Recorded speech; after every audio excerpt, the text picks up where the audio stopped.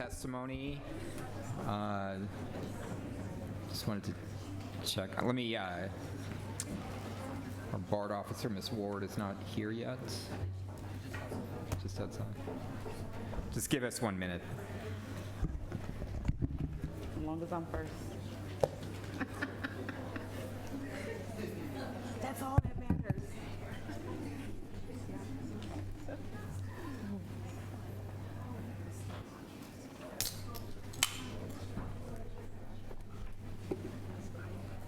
Cheryl, do we have other non-agenda?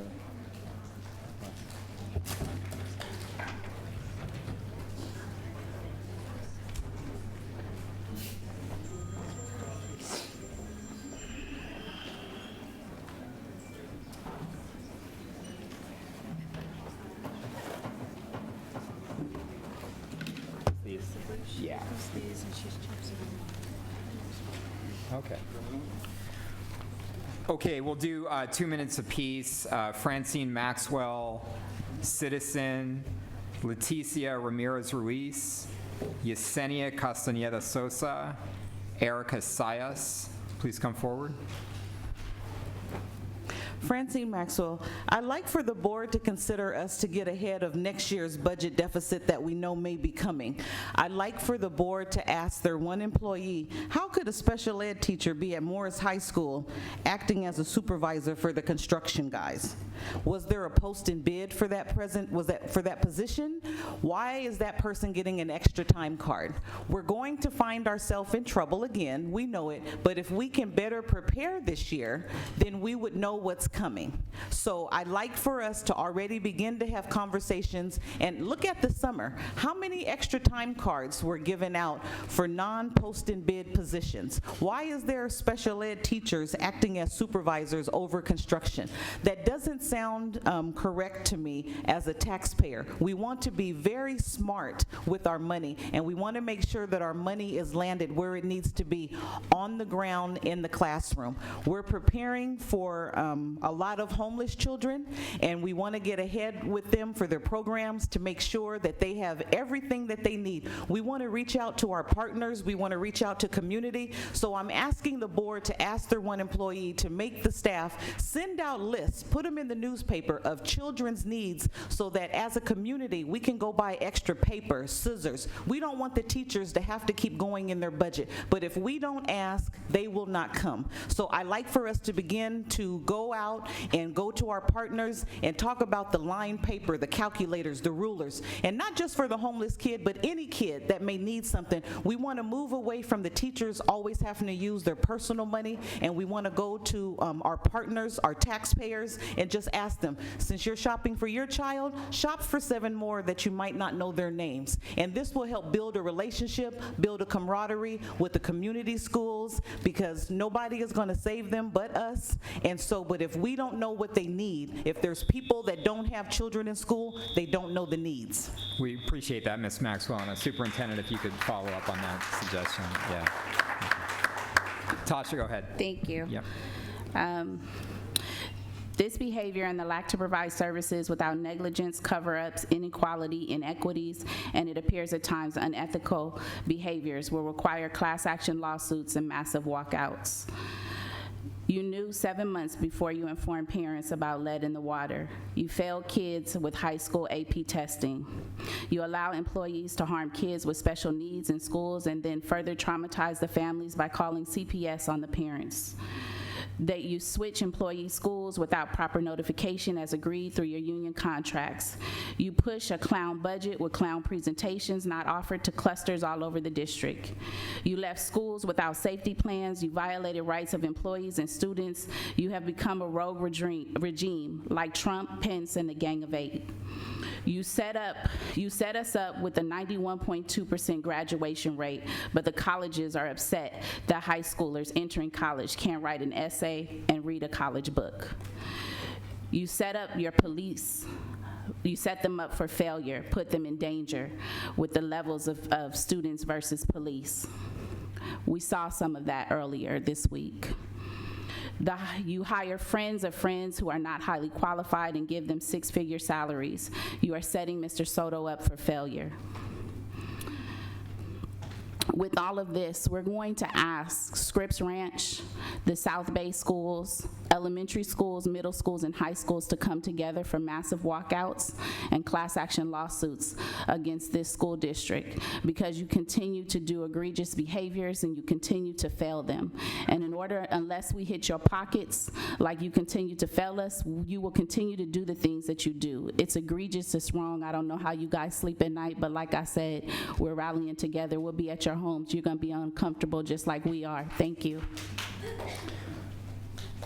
Okay, Citizen Leticia Ramirez Ruiz, Yesenia Castaneda de Sosa, Eric Asayas, Maria Tenery, and Ashley Byer.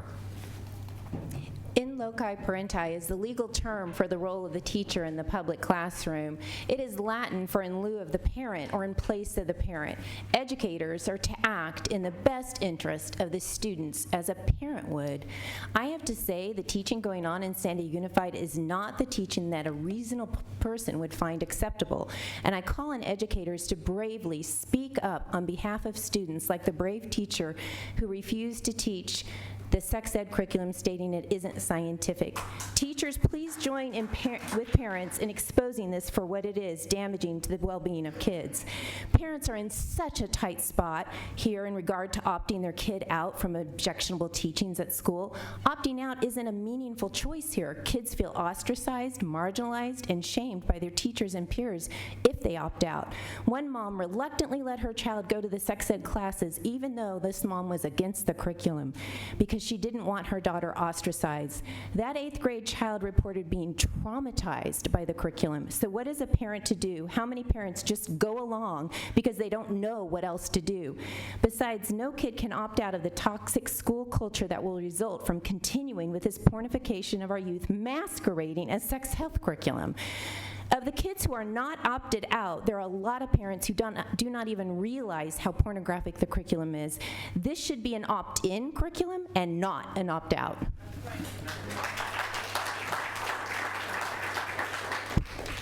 So there have been 5 closed sessions evaluating the superintendent of San Diego Unified School District. And yesterday I listened to a father talking about Cindy Martin, having a discussion with him, and she said, "I'm not very popular with parents right now." That's an understatement. She's not popular with staff, she's not popular with the citizens, she's not popular with students, and she's not popular with parents. Now, after 5 closed sessions, some of them running from 9 in the morning to 3:30 in the afternoon, I think you finally figured out that you've got a superintendent that doesn't know what she's doing. She didn't know what she was doing when she started 4 years ago, and she's been going through reorg charts and appointing friends right and left, and she's still lost. It's time for Cindy Martin to be pink-slipped. It's time to get some new leadership in this school district.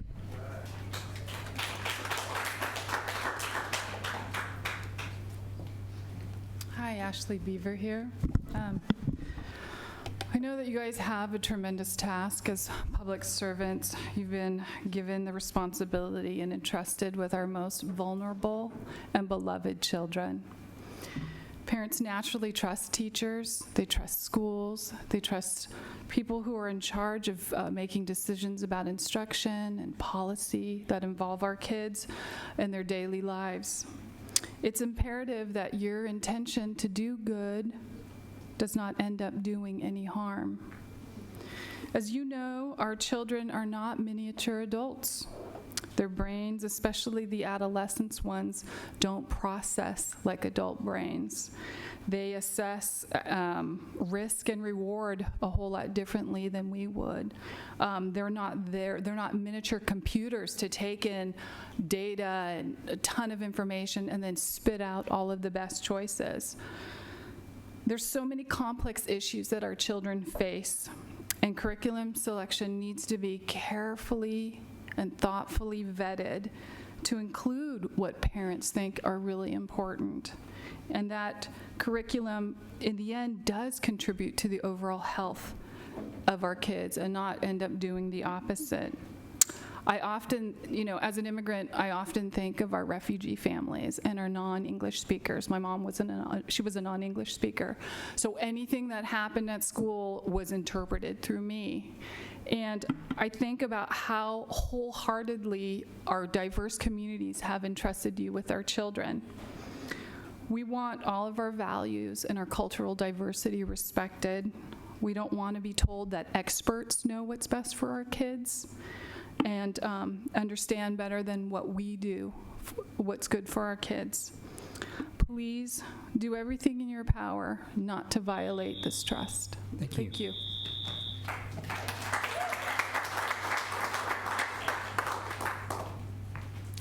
Hi, good evening. My name is Karen DeSharegi, and I woke up yesterday morning knowing I would be here today and just wondering if you individually and as a collective group have stopped to think about, maybe even talk amongst yourself about why.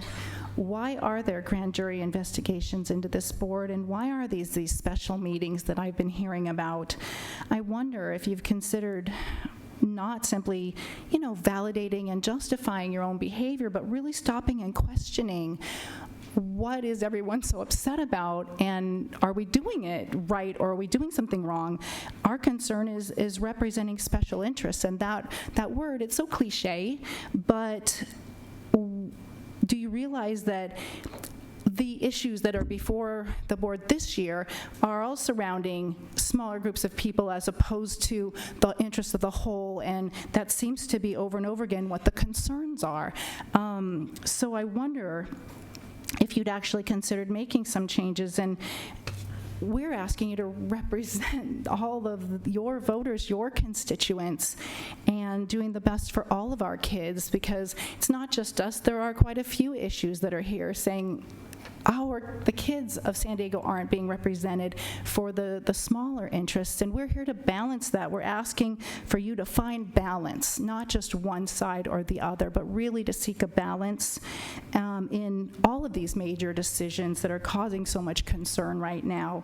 And so I'm asking, just think about it individually and collectively as a group, that you have the courage and wisdom to change the pattern that's been going on, so there isn't a need to get rid of you, because I'm hearing so much about that, and we'd rather have you just do your job and let's move in the right direction. Thank you.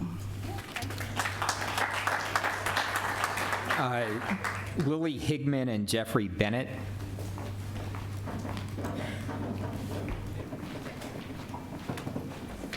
Hi, Lily Hickman here.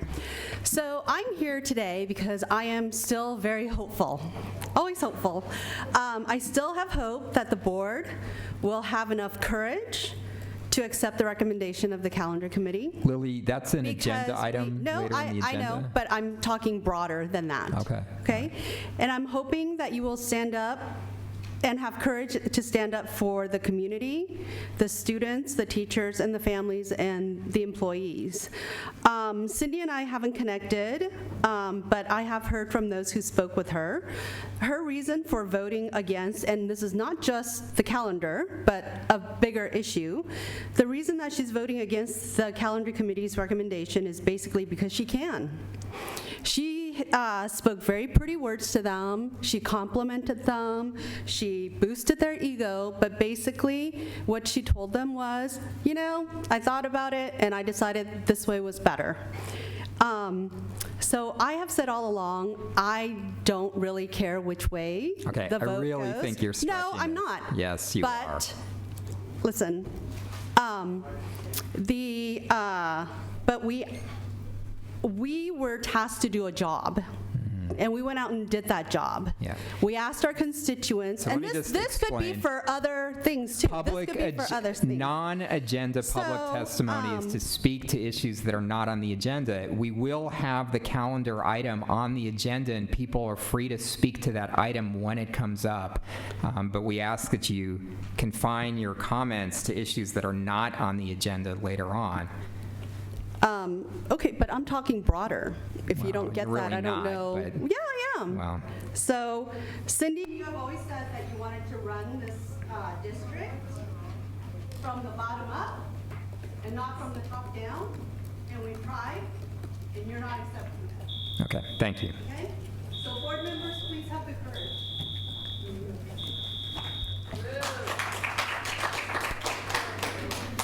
Hello, I'm Jeff Bennett. I've met most of you, and I wanted to thank you guys for some of the work you guys have made forward in community engagement. One of the things I'm excited about is to see that the joint use project for Gage is moving forward.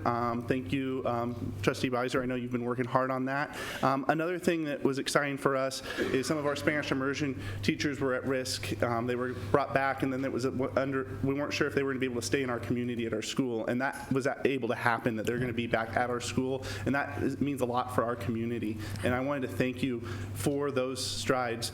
And I also want to thank you, Superintendent Martin, for the conversation we had the other day, you reaching out in regards to the calendar committee and engaging on some of the concerns that you knew would be coming when you didn't go with the direction of the committee. And one of the things that came out from that, I believe, in the conversation, and I want to encourage the whole board and Ms. Martin, is to engage those troubling areas earlier in the process. When there's issues like, hey, I'm really concerned about this recommendation, because make sure that conversation happens with that recommending body so that we can work together to find a solution, because that's the only way we're going to be moving forward and meeting everyone's needs. And I think that there's more of that needs to move forward as we move forward as a community. So thank you for the work you've done, and I encourage you to push forward as we move forward to improve where we've started. Thank you, Mr. Webb. Okay, this completes the non-agenda public testimony for this portion of the meeting. If we did not get to you in the first 30 minutes, we will also hear non-agenda public testimony at the end of the meeting. Thank you for your comments and for taking time to address the board and the superintendent today. We appreciate your input, and please know that your perspectives help us to better serve our students, parents, and the community. I'd like to welcome everyone present today and those watching the broadcast, and call the July 25th, 2017 regular meeting to order with all board members present. And please stand for the Pledge of Allegiance.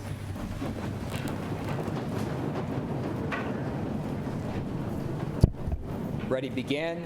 I pledge allegiance to the flag of the United States of America and to the republic for which it stands, one nation, under God, indivisible, with liberty and justice for all.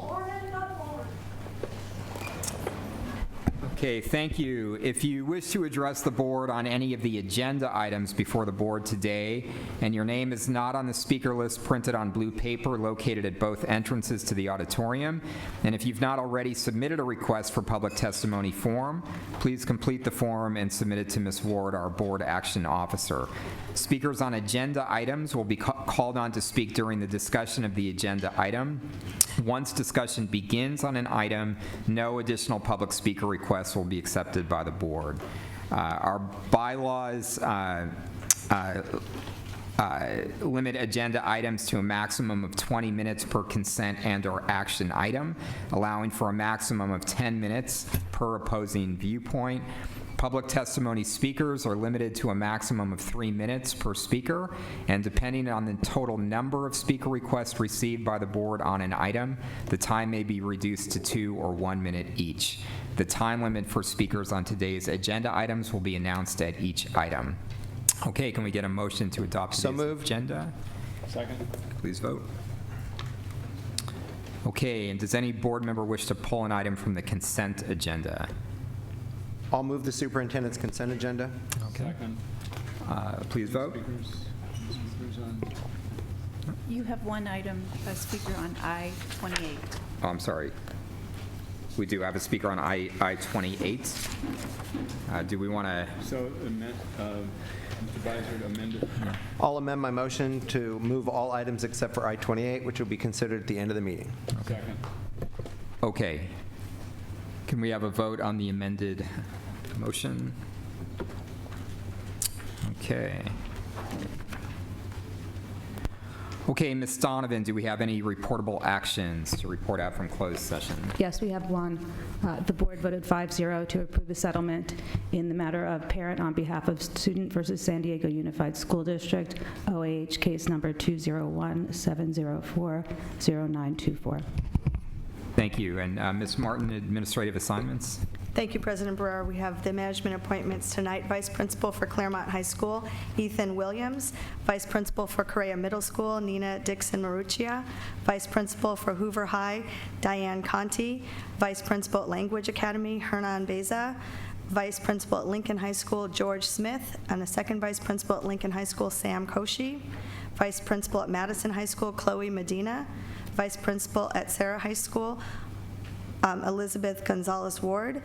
Principal at East Village High School, Elizabeth Ward. Principal at East Village High School, Mitchell Booz. Principal at Emerson Elementary, Elizabeth Gonzalez Cronister. Principal at Hage Elementary, James Lee. Principal at Kimbrough Elementary, Steve Elizondo. Principal at Perry Elementary, Micheline Morales. Program Manager, Program Monitoring, Anna Day. Director, Financial Planning, Monitoring, and Accountability, Tom Liberto. And Chief Business Officer, Greg Ottinger. Okay, thank you, Superintendent.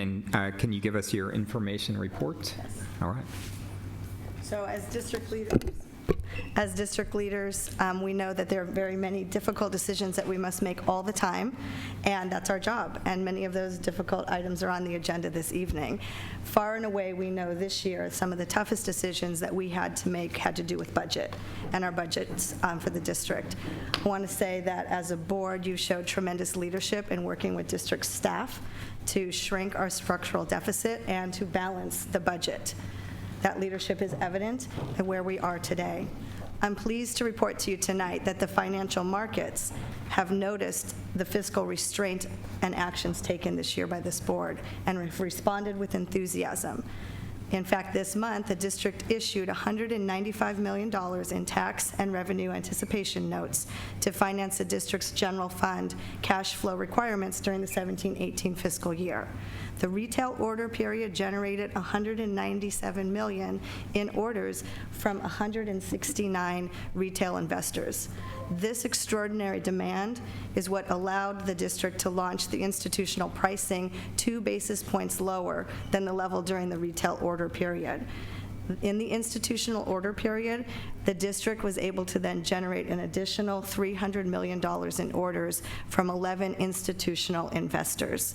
This additional demand allowed this district to reprice our notes lower once again to 0.86%.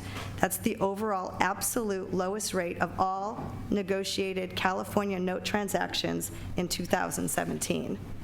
I know the language on that is technical, but the results for our schools is very real. As a result of your fiscal restraint and the smart budget solutions that we adopted together, we've received the highest short-term note rating from Standard & Poor's, resulting in a savings of about 0.25% in interest. So for my last board report for the 16-17 school year, I'm pleased to report that everyone's hard work has put our district on firm financial footing for the future, and I want to thank you for that. Thank you. Thank you, Superintendent. Board information reports. Dr. McQuarrie, do you want to start? So I attended the 5th grade promotion with Trustee Sharon Whitehurst Payne, and we had an excellent ceremony with people, with parents and students, and outstanding student speakers who will be moving on to middle school, and what a group of students. They are very, very proud of the accomplishments and be able to be present and to accept. What school? Hamilton. Hamilton, great. And then I was also at a Madison Cluster kickoff for 52 Weeks of Science, and had a chance to see what they're going to be doing, similar to the program that we have in Barrio Logan, where they successfully piloted a 52 Weeks of Science for students in that area, and we're picking it up and carrying it to Madison.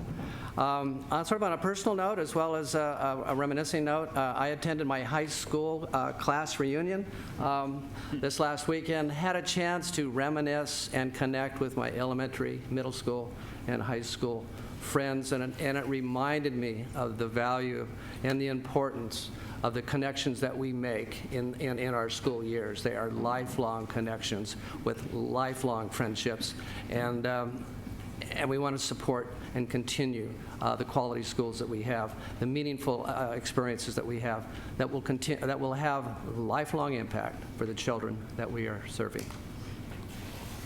Dr. Evans.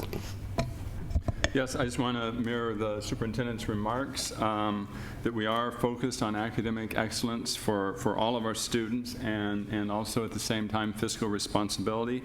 And I know that it's been a very difficult year budget-wise, but I want to commend the staff for keeping their eye on the ball in terms of all the academic goals that we've had during this year in spite of the budget difficulties.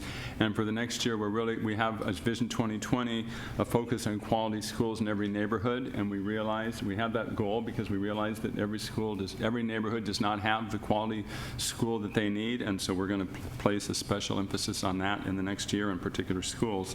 And then just a brief note on the 4th of July was a community celebration in University City, and it was heartening to see that even in the summertime, the middle school band turned out to perform.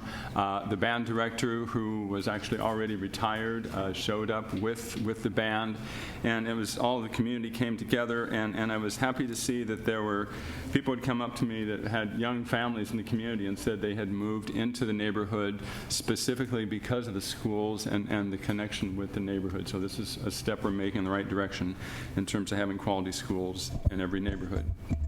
Thank you. Vice President Beiser. Been incredibly busy going back to July 4th, a lot of community meetings and events in Scripps Ranch as well as in Mira Mesa. Met with a lot of parents for a variety of reasons over the last couple of weeks. Attended and participated in the San Diego LGBT Pride Festival and Parade with hundreds of students and parents and teachers from San Diego Unified School District.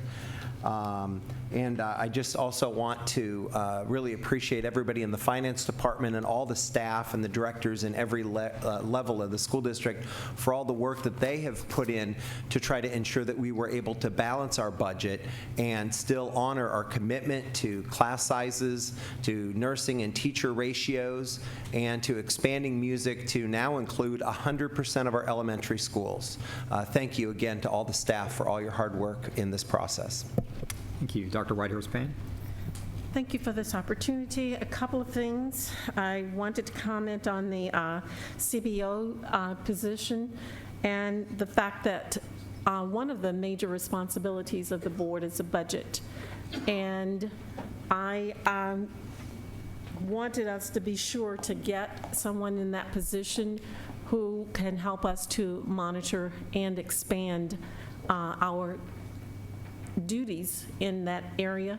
I'm optimistic at this point in time that we can do this and that this will be a function, and just letting the community know that I will continue to monitor as a board member what's going on in that arena, and we will not allow ourselves to get off track again like we have over the last few years, but to stay on task with maintaining our budget. I'm grateful. I wonder if you know how much money we saved by getting such a low rate with our bonds, but I'm sure we saved some monies that will be helpful.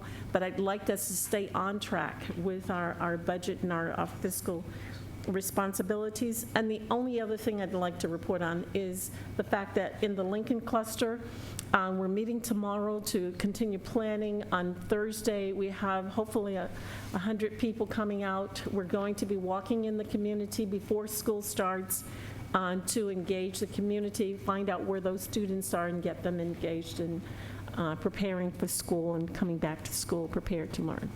Thank you. Great. Thank you, Dr. Whitehurst-Payne. I went on a site visit to Perkins Elementary School in Barrio Logan, and Principal Hernandez and his staff, they often have walking field trips where they want the students to take advantage of their proximity to things like the downtown library and the Children's Museum and a lot of city resources that are again, just a short walk from the school. However, when doing so, the students are confronted with the realities of homelessness in our city. It's very difficult at times for the students to actually get from school downtown and back, and the reality is that the homelessness issue in our city is very much the homelessness issue that we face in our schools. Perkins students have gone from 4% of the students being homeless a few years ago to now approximately 30% of the students being homeless. Some of the people that we talked to when we were walking from the school downtown were homeless themselves and pointing out that they have students at the school at Perkins. And so as a community and as a society, we really need to pull together the school district with our leaders at the city level, at the county level, at the state level. We have a crisis in this community, and it tangibly affects our students every day. And so the walking tour at Perkins, I thank Principal Hernandez for taking leadership to bring attention to the issue. I also thank Principal Dave Downey at Wilson Middle School. We had the Wilson promotion last week. We're done. And I just want to point out Thank you for, can you finish your last sentence? I will. Thank you. We'll be done. I'll even confine it to agenda items. The new principal at Hoover High School, who's just going to be starting, Jason Babineau, was there and accepted the promoting students at Wilson and welcomed them to the Hoover campus. So it was great to see that connection between Wilson Middle and Hoover High School. Okay, let's move on to item E1. And this is our Vision 2020 Quality Schools in Every Neighborhood LCAP Goal 4. This is a focus on the district's wellness initiative, including our health education and sexual health curriculum and adoption of revisions to the district's wellness policy. Superintendent Martin. Thank you, President Barrera. I'll invite up Michelle Bell and her team to begin to present this item.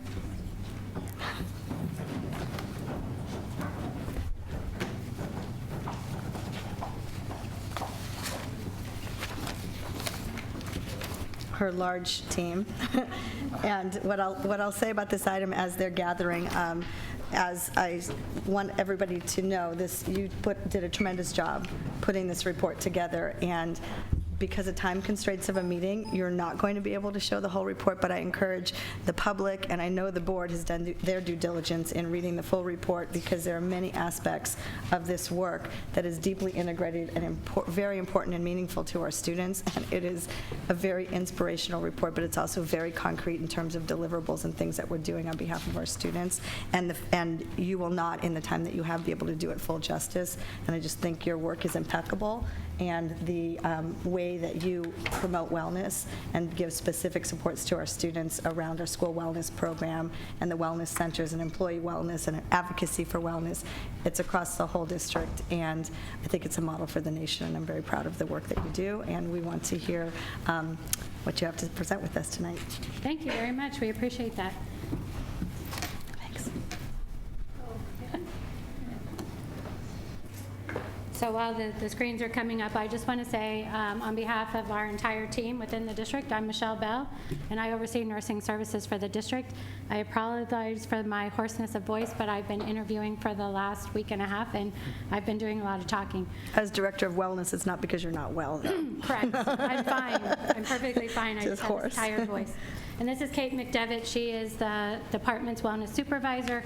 And then behind us, we have some of our members of our wellness committee, as well as out in the audience. So if they could just stand up, the wellness committee that's in the audience, because we want to be very mindful of your time. I definitely appreciate their participation as well.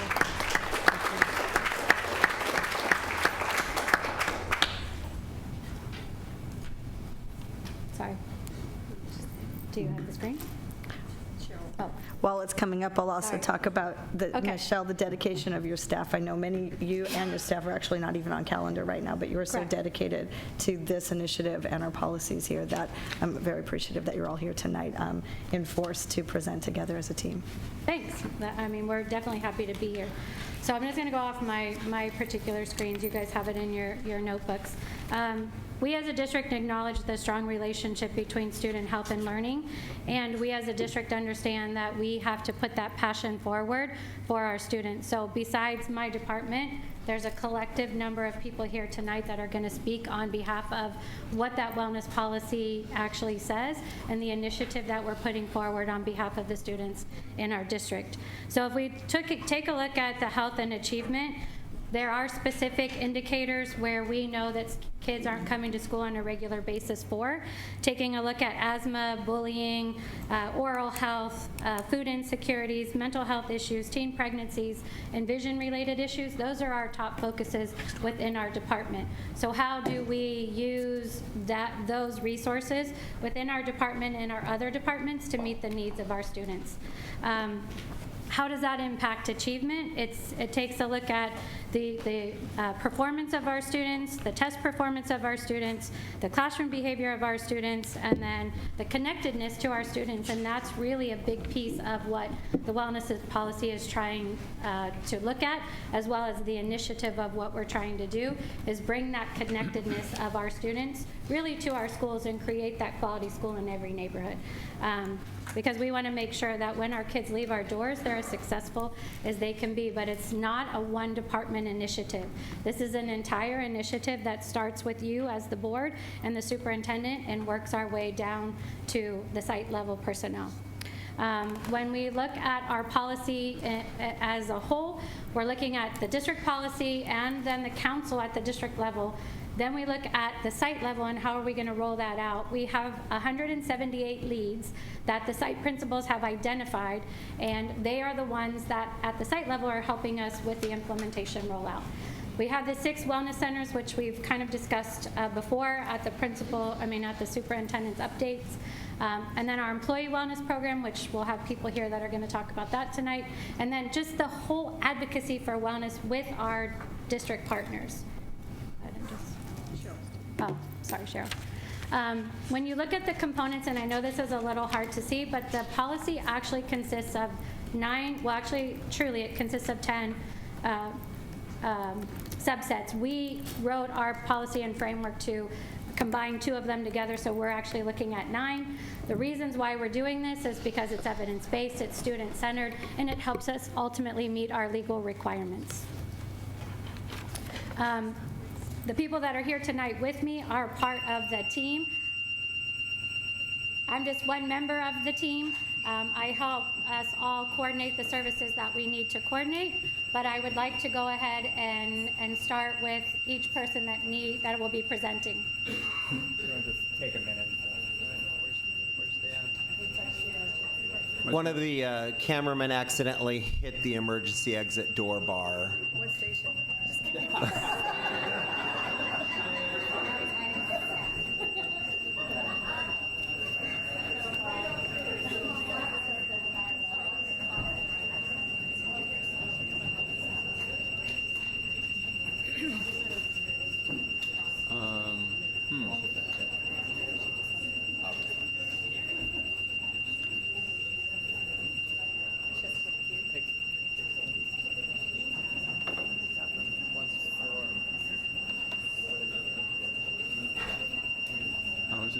What do we have to do?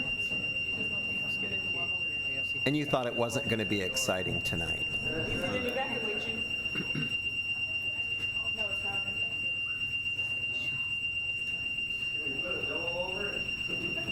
Hello. Just talk really loud.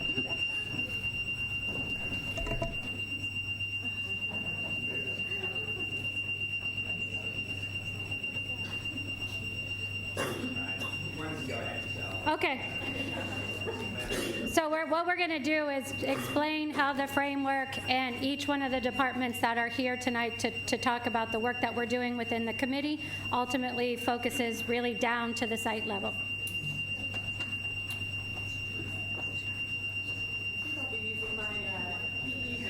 As I go through this, I'm here to talk to you about 2 components of the wellness policy. Can't hear you. Can you hear me now? And could you introduce yourself? Hi, I'm Katrina McClanahan. I teach adapted physical education. I'm here to talk to you about 2 components of the wellness policy, physical education and physical activity. We recognize the link between healthy children and academic performance. We acknowledge the challenges within this large urban school district to address the health needs of our diverse student population. Through the wellness policy, we have focused our resources within and outside the district to implement these positive changes for our students. Next slide. I am the lead teacher for the Adapted Physical Education Department. Becky Paradise, the other adapted PE lead, and Lynn Barnes-Wallace, the resource teacher for physical education for the district. Together, we have been collaborating on this project for many years. We recognize that obesity is a health crisis across our nation and not confined to our district.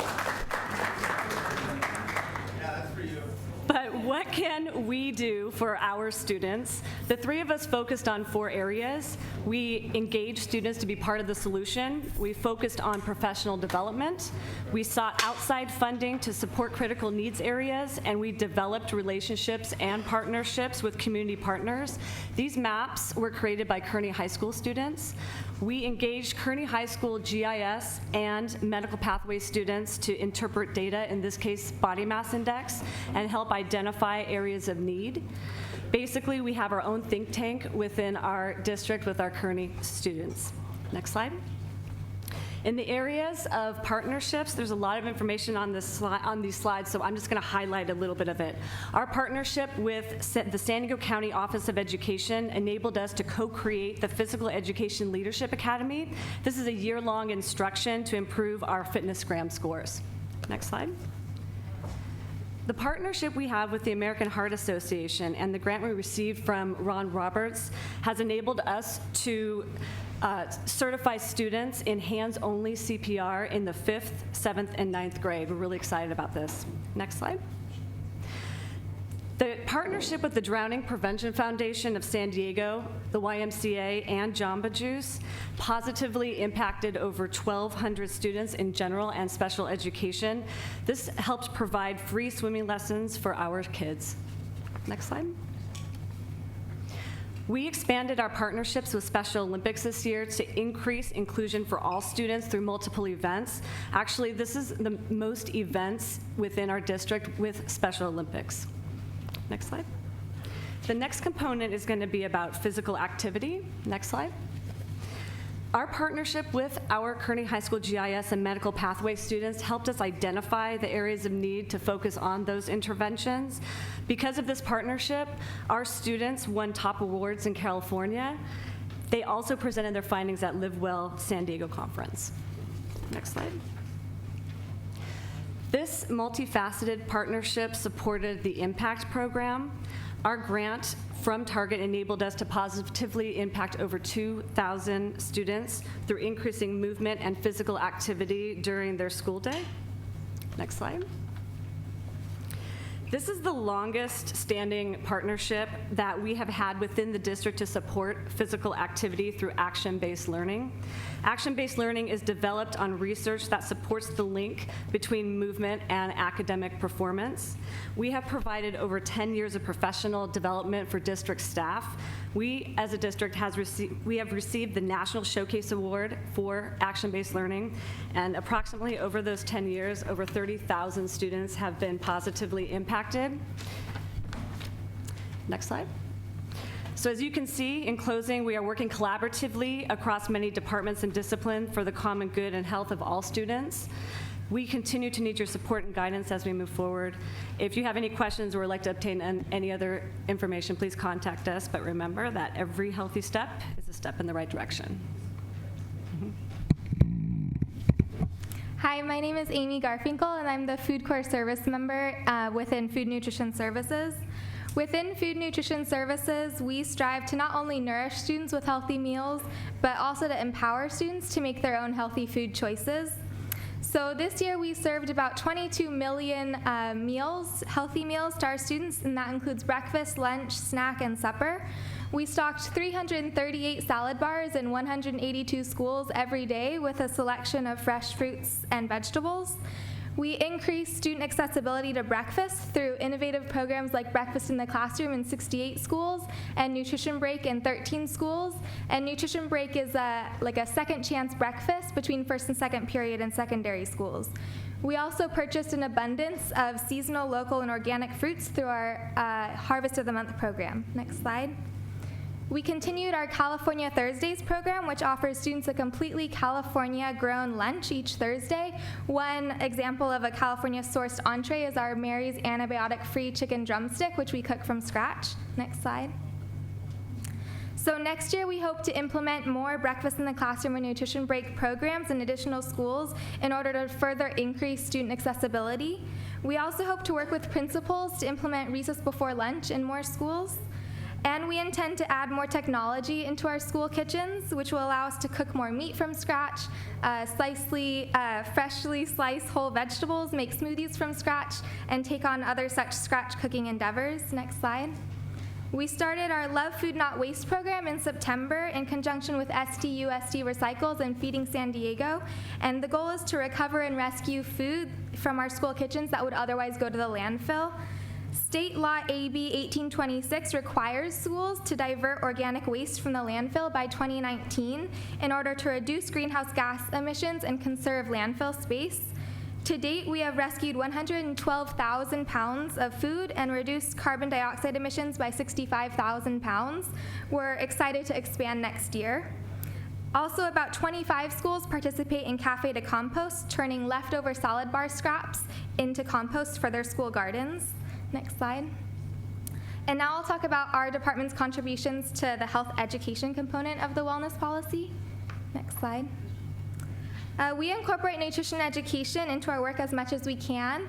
One example is in our Harvest of the Month program, where we have in-house created virtual farm field trip videos that teachers can show in their classrooms to teach their students about the local farmers who grew their food. We also had our 5th Food Corps service member this year, me, and I led hands-on nutrition education and cooking lessons in elementary schools. Next slide. We estimate that there are about 120 school gardens throughout the district. School gardens are almost all volunteer-run, but we support them when we can.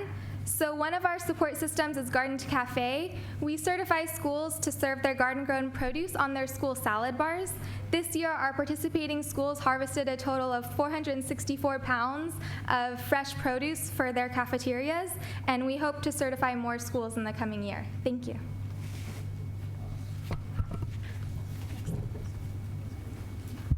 Hello, I'm Rachel Miller, the resource teacher for the Sexual Health Education Program.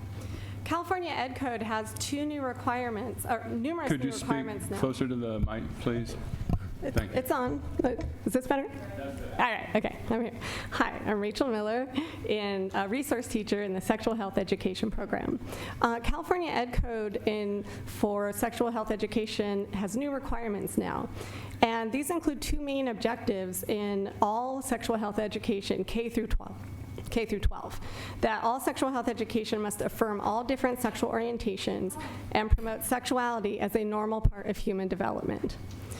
As you can see from our diverse committee members, we then set about selecting new curriculum that aligned with the new law as well as the district needs. We reviewed many curricula, selected the best one that we felt was good for our needs, and the board approved this curriculum in July 2016. The curriculum is written by Advocates for Youth, an organization that's considered a leader in the field in sexuality education in the United States. Advocates for Youth has numerous partnerships with the Centers for Disease Control and Prevention to implement exemplary sexual health education in districts across the U.S. They also wrote a curriculum, Rights, Respects, Responsibility, or the 3 Rs, which is the curriculum that was adopted for our district.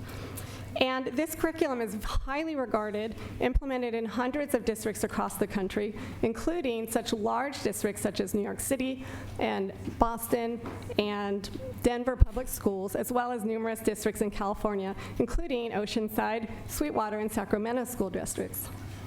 We communicated this change to parents and guardians via letters home from school sites, school site curriculum preview events, and a community forum here at the Ed Center in February 2017 that included a curriculum preview, a presentation, a panel discussion, and Q&A.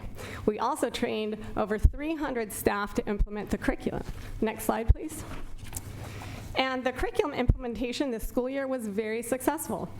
Teacher feedback showed that the curriculum was well received by students and staff, and also that students were highly engaged with the new 3 Rs lessons. 85% of teachers who responded to our survey found that the curriculum was age appropriate.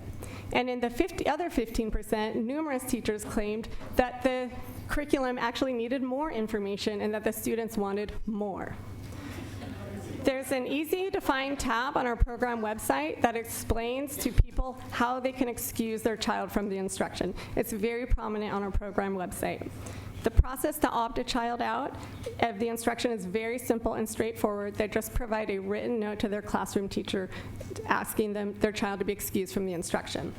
These instructions to opt a child out are also on a letter sent home to all students who might receive the instruction, and again, clearly displayed on our program website.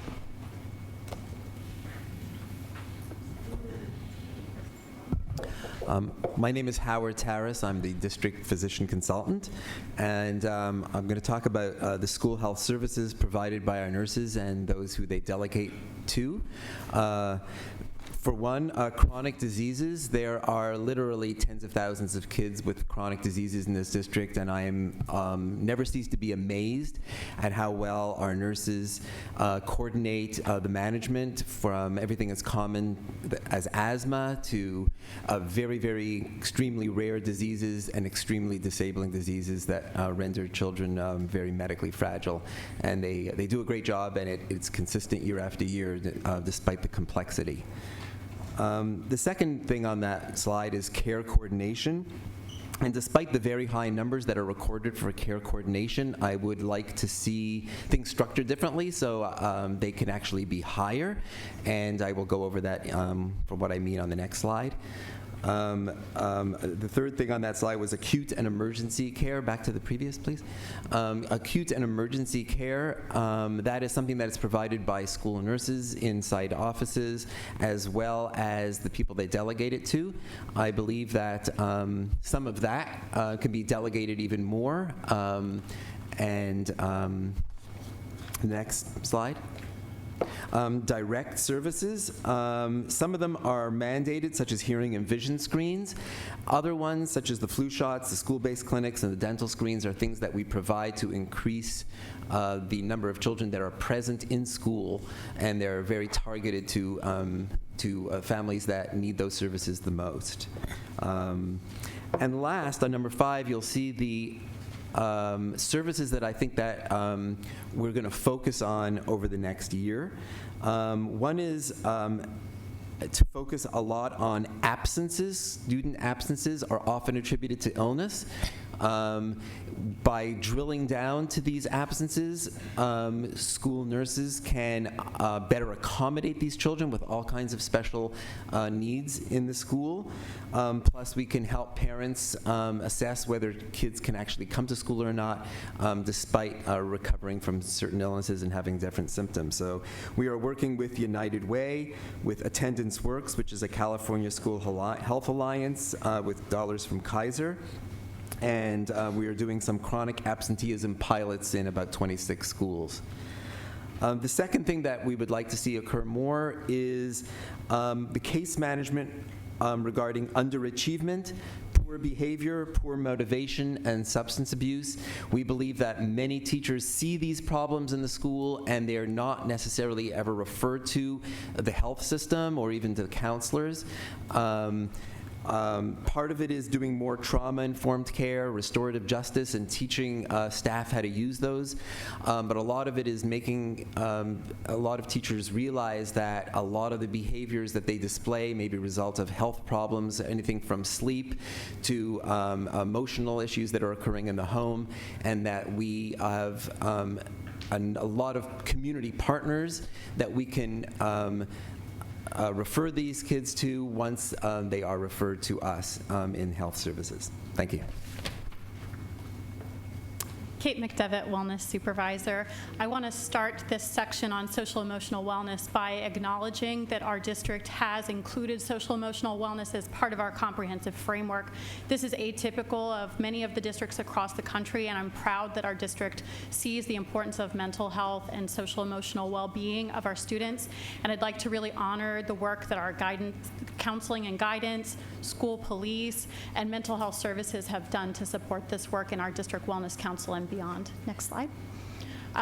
Today we want to especially recognize the San Diego Unified Mindfulness Initiative, which has been a great part of our wellness work this year. Through this initiative, they have done comprehensive trainings for staff. They have brought the mindfulness programming to students throughout our district, and we've been working closely with our departments internally and our community partners externally to really make the social emotional learning of our students a priority. Next slide. Good evening. Oh, I gotta get closer. Good evening. My name's Andrea Eaton. I'm the Maintenance Planning Senior Coordinator at PPO, and I'm speaking about employee wellness. At PPO, 4 years ago, we started a wellness committee as a goal of leveraging our existing benefits as district employees and utilizing our relationship with VIBA schools. Today, as a district, we are a high utilizer of, I'm sorry, you can go to the next slide. We're a high utilizer of VIBA services, wellness services, and we've created an employee wellness subcommittee, of which I am the chair. We've received recognition from the American Heart Association for our employee wellness activities, and we've established extensive community partnerships with the goal, next slide, of really enhancing our wellness activities with staff. We're continuing to facilitate the formation of wellness committees at all of our admin sites, as well as increasing staff and leadership engagement.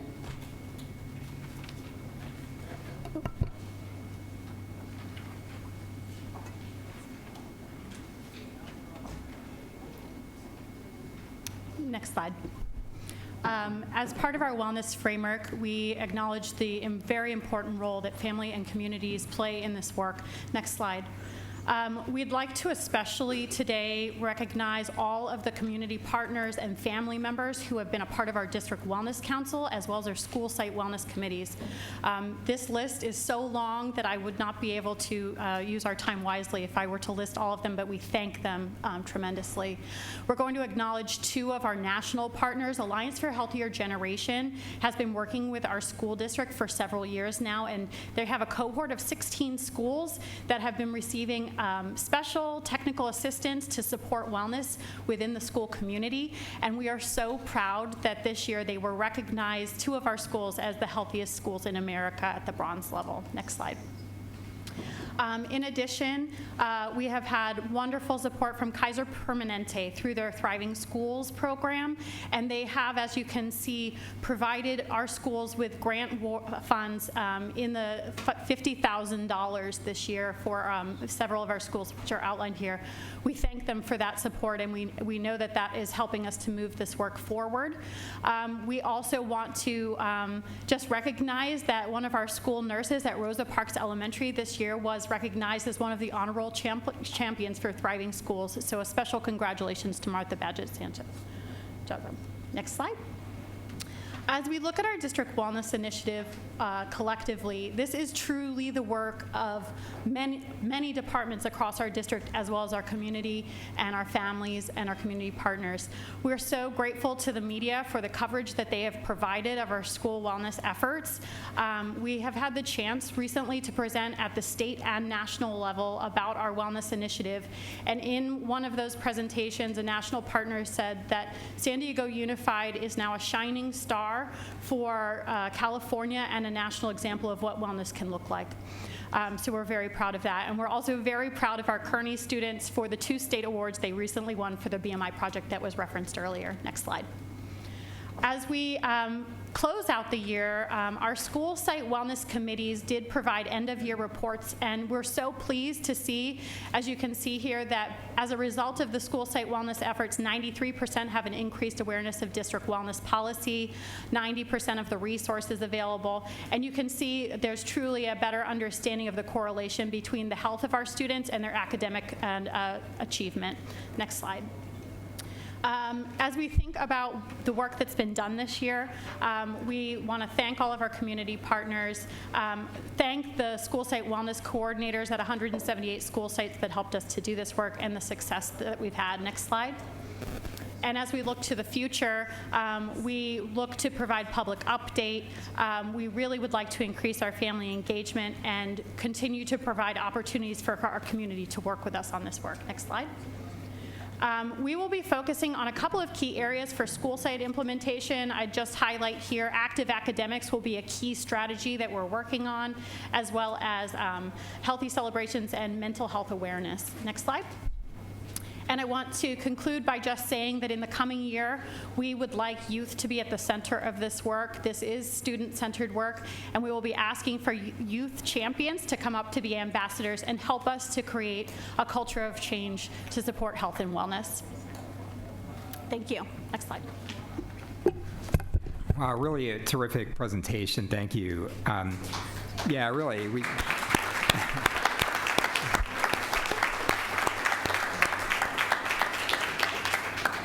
we have several public speakers that have signed up, and so we'll allow 2 minutes each. I'd like to make a motion to approve this program with a couple of comments that in the past there's been some objectionable material through links that was not part of our sexual curriculum, that be continue to be cleared up, and when parents find that objectionable material, let us know, and that's handled.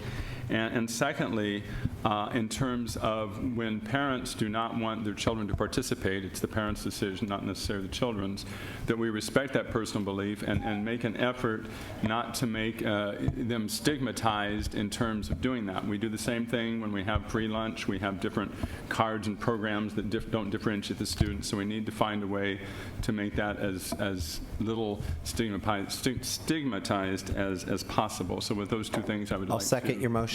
Make the motion. Great, thank you.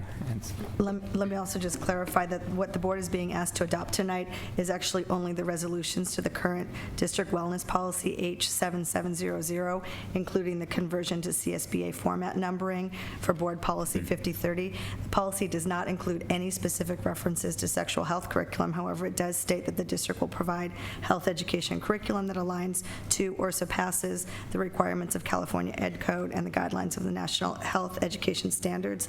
Slides 24 and 25 talked about what we're doing, but the action you're taking tonight, it includes those two slides, but no action is being requested on sexual health curriculum, just to clarify. Right. It's just but updating I'm the still, board. in the total picture, I'm still adding those two comments. Thank you. Okay. Okay. We'll allow for 2 minutes a piece for public speakers. Is Dr. Weber here, or a representative from Dr. Weber's office? No. Okay, Rebecca Hook-Held, Karen D. Jareggi, Judy Neufeld-Fernandez, Edward Estrada, Colleen Cusack, Angelica Wilson, Ben Cartwright, Amanda Lee, and Derby Pattengill. Rebecca, go ahead. Good evening. My name is Rebecca Hook-Held, and I'm here on behalf of the San Diego LGBT Community Center to speak in support of the district's implementation of the board-approved Rights, Respect, and Responsibility curriculum that aligns with the California Healthy Youth Act. We support the district's curriculum because we know it is medically accurate, age-appropriate, unbiased, inclusive, and meets the needs and mandates of the California Healthy Youth Act.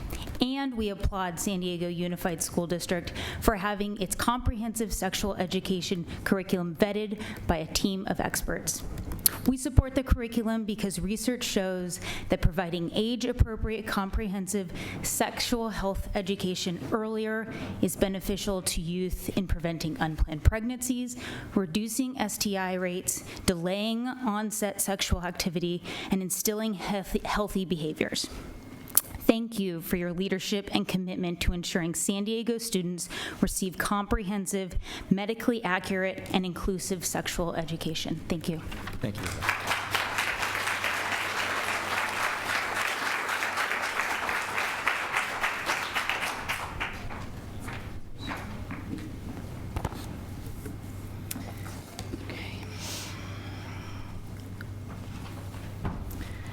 I'd like to clarify that our group is not against sex ed. We recognize state law requires that sex health is taught, and that the district desires to help students develop healthy sexual attitudes and behaviors through curriculum selection and classroom instruction. Young people should be taught age-appropriate and medically accurate facts. They need to be equipped with proven tools to develop and maintain healthy relationships now and into the future. However, Advocates for Youth Rights, Respect, and Responsibility curriculum illustrated in page 111 before each of you this evening is not medically accurate, nor is it age-appropriate, and it is not values-free facts.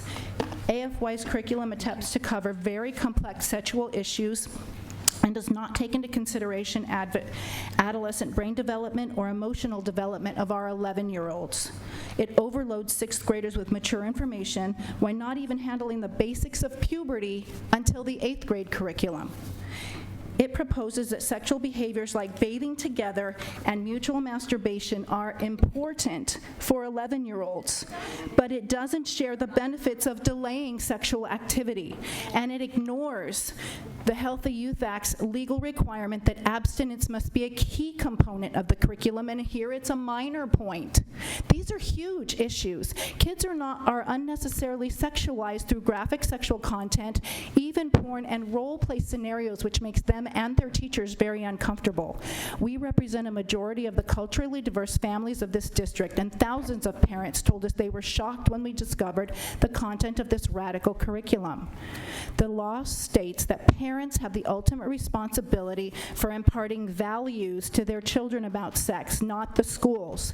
This curriculum is unlawful because it's teaching values that are against what most parents in this district are teaching their kids and want their schools to be teaching their kids. And teachers have told us they're afraid to speak out, but they don't want to teach this either. So all we're asking you is the best curriculum, and work with us to find the best curriculum for our kids. Thank you very much. Thank you.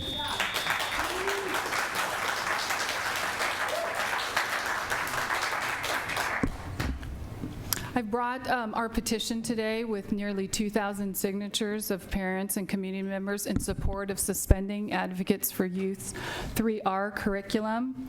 Exposing our children to graphic sexual details like the curriculum does promotes misogyny and contributes to a sexually harassing culture on campuses.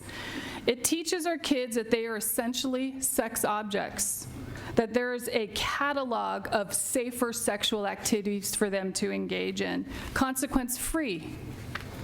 An example of how this curriculum takes it too far is from one of the homework websites. Real Stories, Having a Healthy Hookup.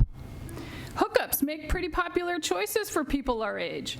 Sometimes we just want to have a good, safe fun without the pressure and responsibility of serious long-term relationships. And guess what? That's fine, normal, and when done the right way, healthy. Who thinks that this is good advice for middle school or high school students? Common sense tells us otherwise. We need you guys to be with us on this. We need you to partner with us in our responsibility of parenting our kids to be responsible community members. We'd rather use our energies to work with you. The recent Harvard study that talks about how young people are really struggling with healthy romantic relationships and says that this casual sex is overestimated and makes teens feel embarrassed and shamed and pressured to engage in sex prematurely. That's why we reject the Advocates for Youth 3R's curriculum. We reject it because it is a hookup-cultured, misogynistic porn primer masquerading as sexual health. There is a better way to handle this. We know that our community is really diverse, and we are willing to work on it together. And respect for the district, take another look. Locate an age-appropriate curriculum that respects our role as parents and better represents our shared community values. Thank you.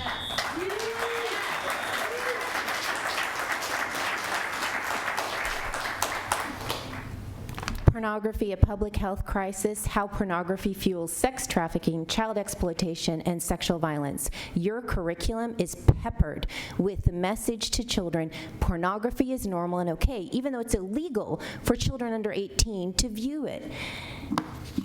Advocates for Youth's premise is that students have sexual rights, so they need access to all information.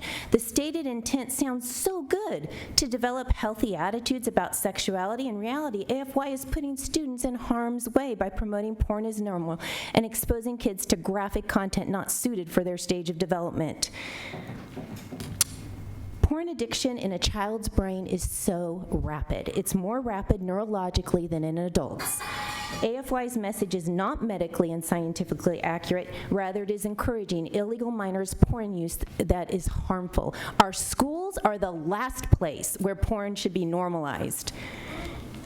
You may be familiar with Julie Mellons and Miles Long, the cartoon that's part of this curriculum. This is AFY's response to a student question about pornography. And the AFY sexpert mentions, no one's checking your age when you view porn, and the message is clearly promotional. Check out the adult porn websites that pop up when you go to the Julie Mellons channel. You get hardcore adult-to-adult porn. AFY's sexperts tell a 15-year-old girl that masturbating to porn is normal. While she is underage, the student is encouraged to use porn when it's illegal for children to be given porn or to use it. Why is a sexpert not alerting her to the medically scientifically proven fact that porn is addictive and users need increasingly more graphic and often violent porn to reach climax?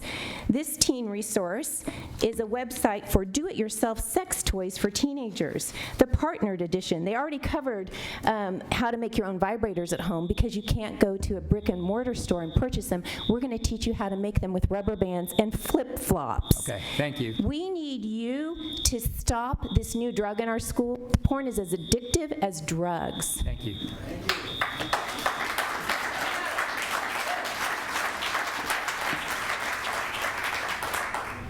The Supreme Court acknowledges that parents have the primary... Just give us your name, please. Dean Broyles. Dean Broyles, thank you. Parents have the primary responsibility to educate their children. I'm counsel for the parents and with the National Center for Law and Policy. Parents have the primary responsibility to educate their children. The California Healthy Youth Act affirms this, including the rights of parents to provide input into the sex ed curriculum and opt out. Social science confirms that approximately 75% of this district and its families are religious. They include Muslims, Buddhists, Hindus, Mormons, Jews, Catholics, Christians, and others. America's commitment to religious freedom requires respect and tolerance. But the sex program defames and undermines people of faith by suggesting that religious beliefs about sex are unreliable and biased.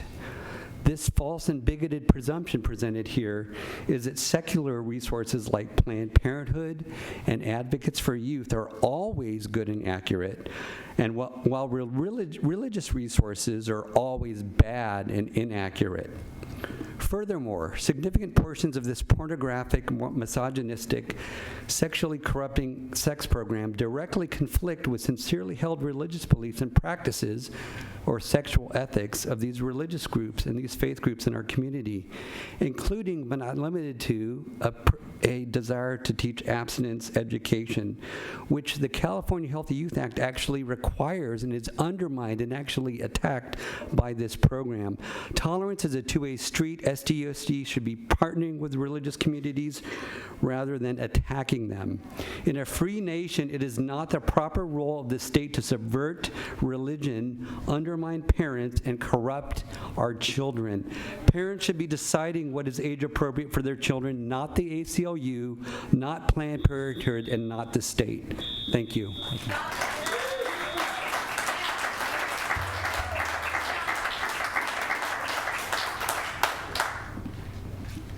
Colleen Cusack. I'm the parent of a junior in the San Diego Unified School District. I'm also a criminal defense attorney and an educator and curriculum designer. San Diego Unified School District's Board of Education needs to continue continue to stand with students to protect the current comprehensive, medically accurate, inclusive sexual health education curriculum. Like any parent, I only want the best for my son, including the best education. I want my son to understand and respect how his body and other bodies work and to have comprehensive reproductive health knowledge. I want him to respect all other people and to understand there are a variety of sexual orientations, not all of which he'll ascribe to, and that others are normal and okay. I want him to honor human diversity and feel a sense of pride, and to grow up and have healthy relationships, including healthy sexual relationships. I do not want my son to ever feel shame for his body or about sex. There is no reason for that. It is my obligation as a parent to prepare my child for a successful adulthood, and I have done so. While parents can, of course, supplement the understanding of the sexual health education that their children learn in school, that should not be able to limit that understanding for all other students. It is not too much too soon. It is not enough and not early enough. My son asked me about sex. My son asked me about sex when he was in 2nd grade, and I told him truthfully how babies come into this world. He had already talked to his friends at that point. They had already told him that women lay eggs. I have a friend whose son was bullied and outed for being gay in high school that led to his eventual suicide. This is important for the well-being of all children. Thank you. Thank you.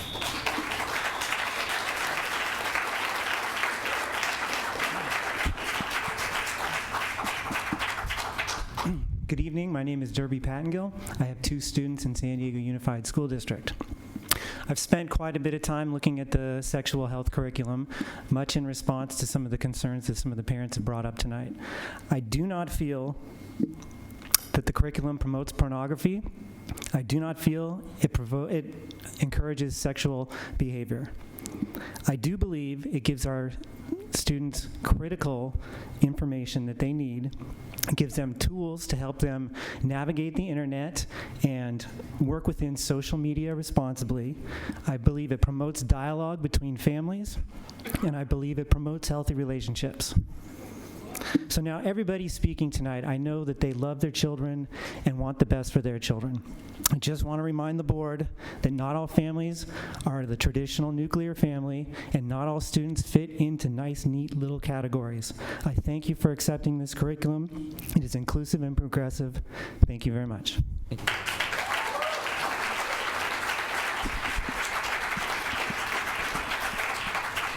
Hello, my name is Amanda Lay. I'm here on behalf of the American Civil Liberties Union of San Diego and Imperial Counties, which supports comprehensive sexual health education. All sex education, including 6th grade, must align with and support the purposes of the California Healthy Youth Act, which include providing students with the knowledge and skills that they need to develop healthy attitudes concerning adolescent growth and development, body image, gender, sexual orientation, relationships, marriage, and family, and ensuring that students understand that sexuality is a normal part of human development. We have a responsibility to equip our young people with all the information they need to make healthy decisions that will impact their future, and that includes quality, comprehensive sex education. Consent, body image, bullying, delaying sexual activity, HIV education, and sexual orientation are covered in this curriculum and are important conversations to have in our homes, in our schools, and this community. The district has an obligation to students and to the law to adopt and teach compliant instruction, which it has done. Rights, respect, and responsibility has been reviewed by a committee of experts convened by the California Adolescent Sexual Health Work Group and is compliant with the law and effective. It's crucial to continue using the 3 Rs and make clear to our students and community that the district takes seriously its obligation to provide fact-based, LGBTQ inclusive sex education that complies with the law, that encourages parent-child communication, and that has been proven to be effective in reducing negative sexual health outcomes. We thank San Diego Unified for its commitment to ensuring San Diego's students receive the support and information they need and which the law requires.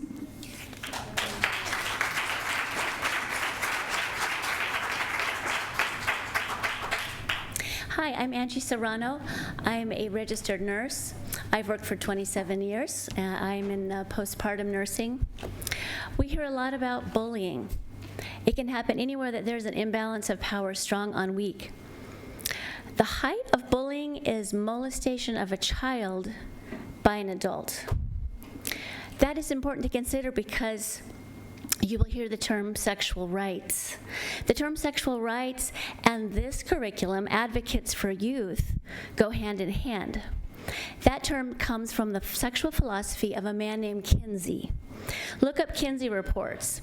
He illegally used children for his research subjects. Sexual experiments were conducted on children by pedophiles, children as young as 2 months old. As a researcher, pedophile, and bully, Kinsey's philosophy was not that children had the right to be protected from powerful adults. No, the philosophy he promoted is that children have the right to be sexual. Well, isn't that convenient for a pedophile? Let me tell you that when I went to that birthday party as a 9-year-old, I wasn't interested in sexual rights. I was interested in being protected by healthy adults, healthy society, healthy laws, and a healthy government from a pedophile and bully who was molesting girls for his pleasure. So where do we see this philosophy in this curriculum? Take the book Perfectly Normal. It's perfectly normal. Look at it. It's a supplemental book for Advocates for Youth curriculum. It has cartoon pictures of children masturbating. When child advocate and teacher Judy Fernandez saw the book for the first time, she said, "What? That's what a predator would use to desensitize a child to begin having sex with them." I submit to you that this government-sponsored curriculum opens the way for bullies to prey on children for their own pleasure. We must stand against bad government whenever it shows up. Thank you. We can and must work together to find something better for our community. Please, let's work together. Thank you. Thank you.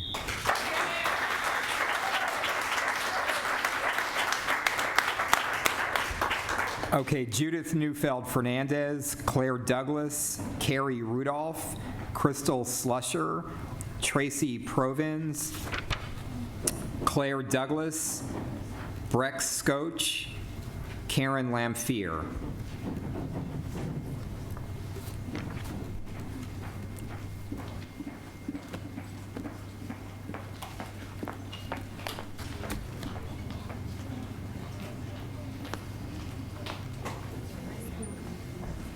Go ahead. If I called your name, just please come forward.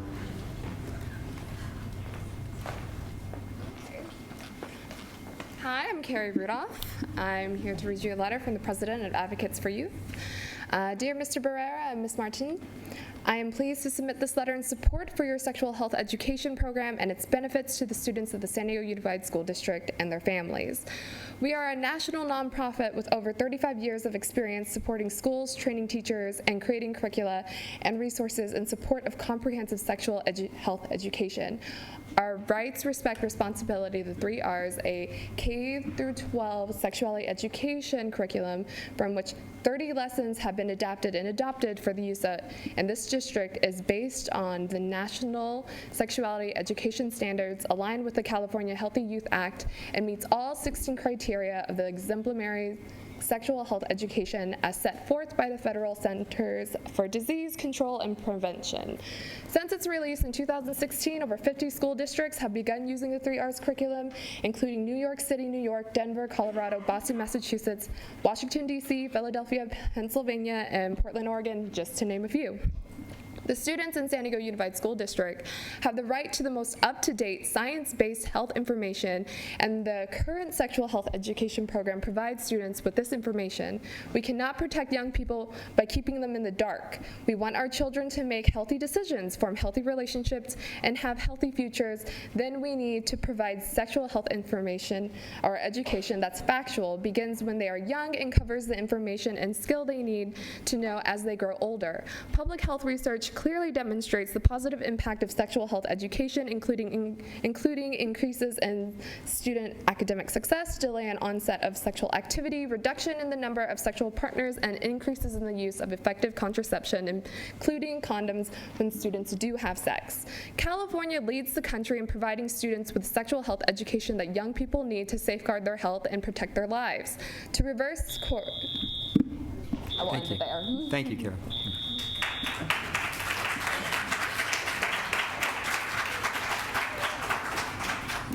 I get nervous doing this. Hi, my name is Tracy Province, and I am a 6th grade math and science teacher at Lewis Middle School in Allied Gardens, as well as a parent of a Marvin student and a Lewis student.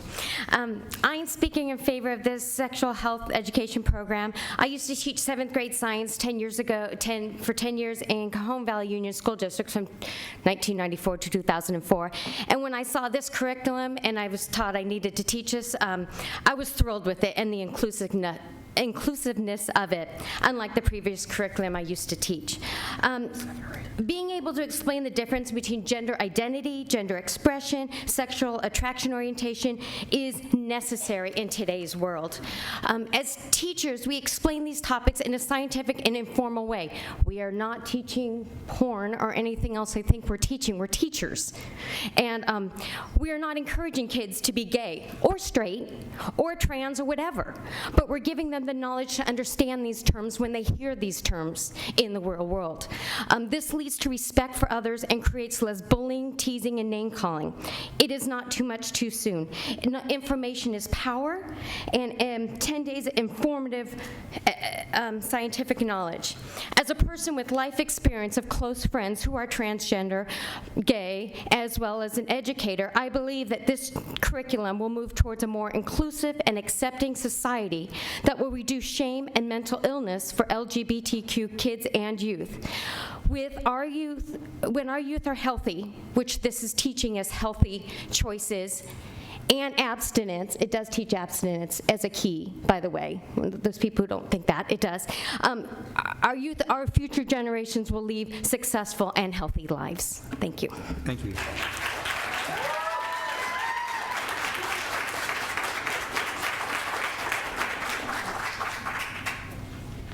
Good evening.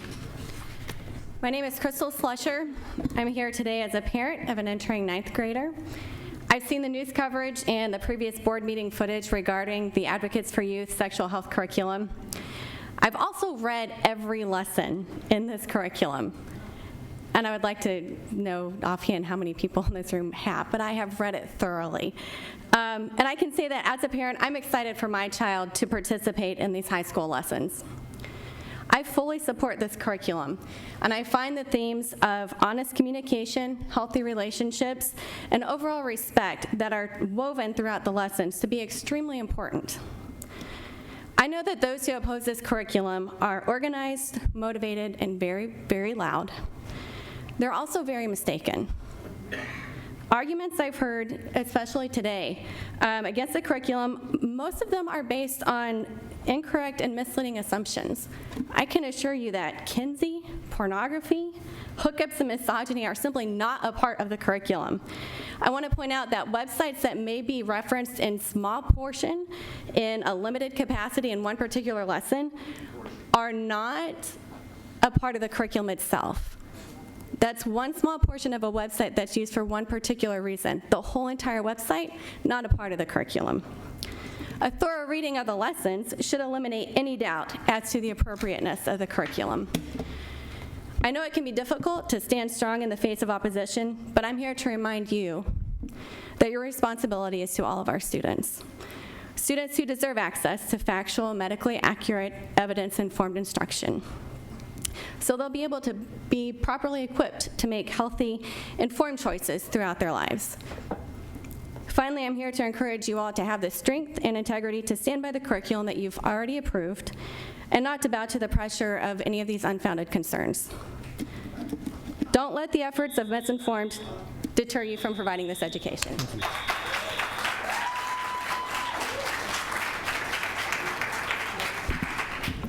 Hi, my name is Parek Shak. I'm also a parent of a student at San Diego Unified District.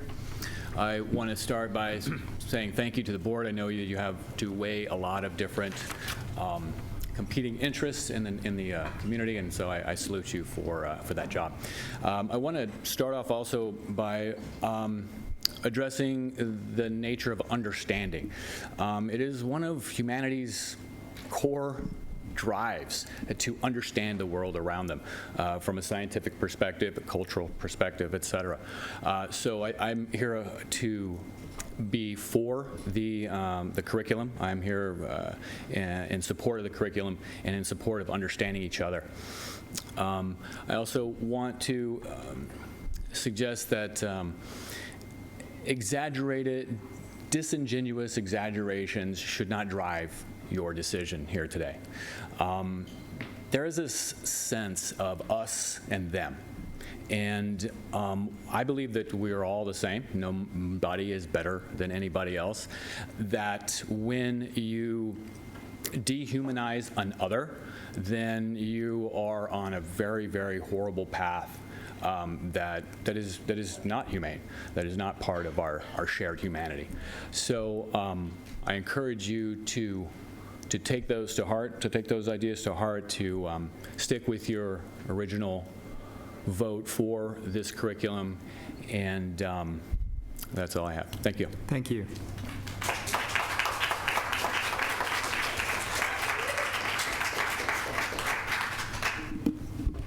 Hi, my name is Karen Lamphere. I am co-leader of the Reproductive Justice Group at the First Unitarian Universalist Church of San Diego. I am here to support your courage in providing comprehensive and age-appropriate information to help ensure the reproductive health of our students. I am the mother of a successful, well-informed, self-aware 22-year-old who is the product of the San Diego City school system. So I want to thank you for that as an aside. So much has been said that I agree with that I'll keep my remarks short. I believe information is power. Information is empowering. And by providing, again, age-appropriate, medically accurate information, we're empowering our children to make healthy decisions. We're empowering them to respect themselves, to respect others, and again, to make healthy decisions. So I applaud your efforts in this area. Thank you. Thank you.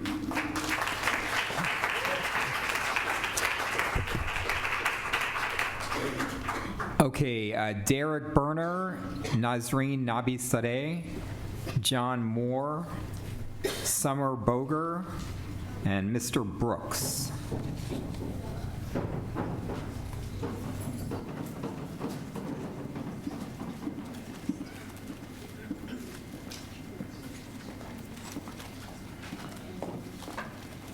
Is there any preferred order? No, please just go ahead. My name is John Moore. I'm a retired businessman, engineer, and resident of the city of San Diego. San Diego Unified High School students failed the high school exit exam at a rate of 70% for several years. Only 30% passed as of 2015. What proof shows that public schools are better at teaching sex ed than they are at preparing students for the high school exit exam? At what point does a graphic depiction of various sexual acts cross from instruction to pornography? At what point does instruction become promotion and approval of sexual acts among children? Sexual allegations against teachers for molesting students in California jumped 70% in 2014 to 328 cases, according to the San Gabriel Valley Tribune, March 28, 2015. California statistics show teacher abuse allegations have doubled in less than 10 years. In the same article, Terry Abbott, a former U.S. Department of Education chief of staff, blamed a culture in schools where no one sees a teacher having sex with an older teen as a crime. We are well on the way to making pedophilia the next sexual preference to be normalized in California public schools. And if you couldn't guess, I am opposed to the curriculum. Thank you. Thank you.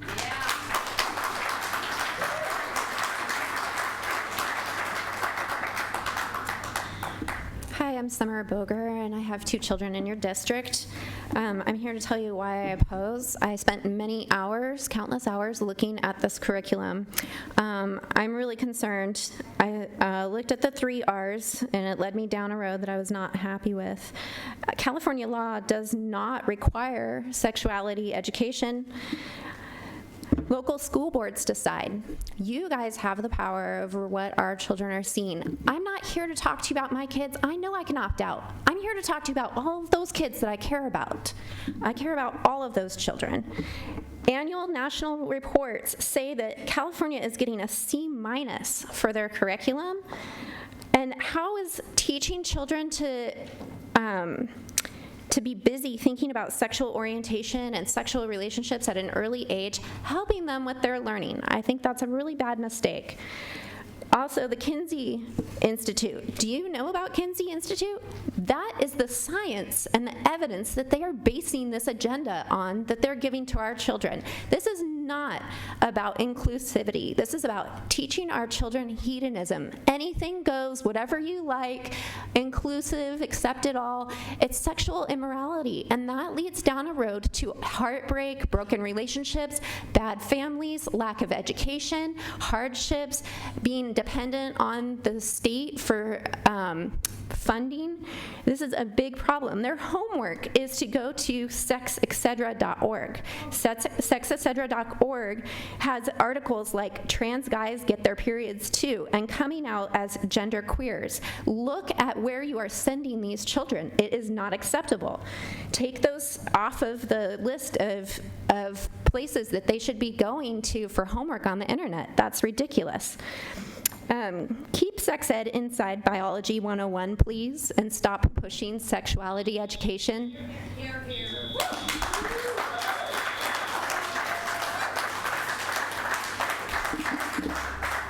Good evening, my name is Derek Berner, President of the San Diego Unified Council of PTAs. Our executive board did vote to support the district's updated sexual health curriculum. We know that this topic is going to be emotional for many, and there's never going to be a curriculum that is perfect for all. We do, however, think it is important for all children to receive the teachings that they need to be well informed on their bodies, the changes that they're going through, and how to properly protect themselves both physically and emotionally. We applaud that this curriculum is comprehensive and inclusive to all children. Without this curriculum, kids are going to learn things on the 5th grade playground, much of which will be incorrect information. Let's remember that not all children have involved parents like ones that have spoken tonight that are going to teach them. If it's not taught at school, where are they going to get it? And yes, not all 6th graders are the same. Some may not be ready, and those parents can opt them out.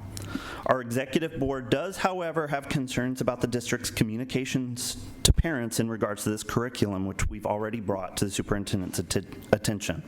Within our board of very involved parents, there were some that didn't get any communication from their child's school about this curriculum and the ability to opt out. That needs to be addressed and updated before the curriculum started next year. On a personal note, I want to mention I had a 6th grade daughter that had this curriculum last year, and when I looked at it thoroughly, I was concerned that she may not be ready because she was very young for her grade. I was shocked at her maturity level on this matter and surprised how well she was able to process it. Kids sometimes are more mature than us parents want to believe. Thank you very much for your time. Thank you.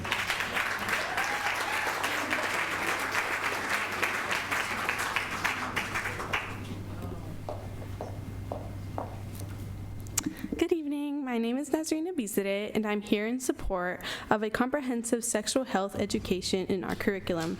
As of today, the organization Advocates for Youth and their sexual health education program can provide the best way to teach students about their rights, how to respect themselves and others, and how to respond responsibly in a given situation.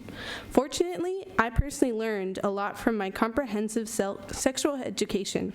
As most youths share erroneous second-hand information, it is important to be educated correctly. Thank you.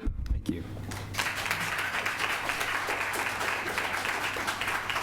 Good evening. I'm Mr. Brooks here on behalf of Radio Pastor Ernie Sanders' program and broadcast, What's Right, What's Left.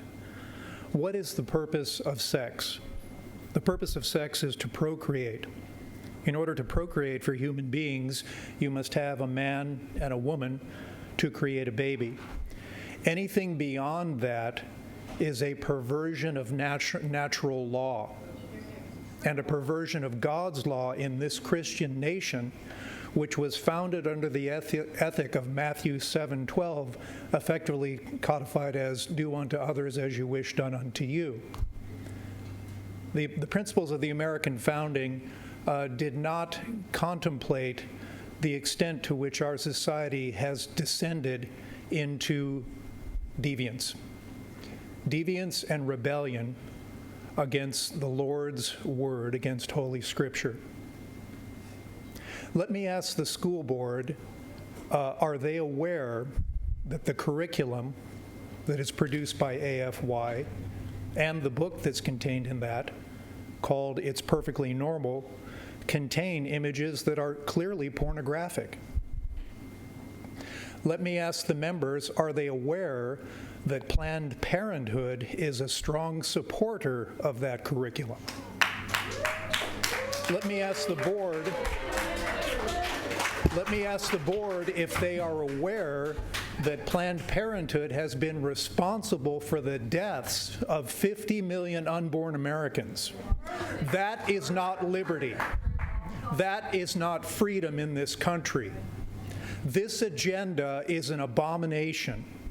Now, finally, let me ask the board members by a show of hands, who among you would consider yourselves cultural Marxists or social democrats? Thank you very much. Thank you.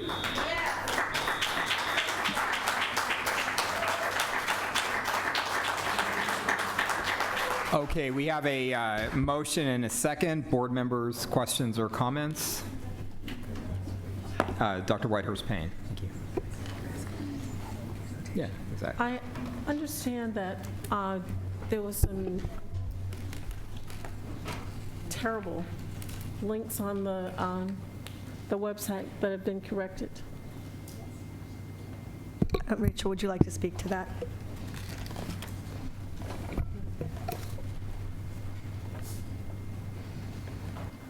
Hi, thank you.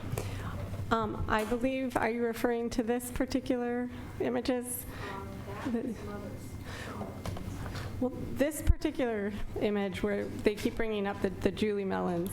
So there is, we provided, let me start this. Last year, 2 years ago, we conducted focus groups with our students, 6th grade, 8th grade, and high school students who were receiving sex education, asking them where do they get their information about sexuality and what kind of information do they want.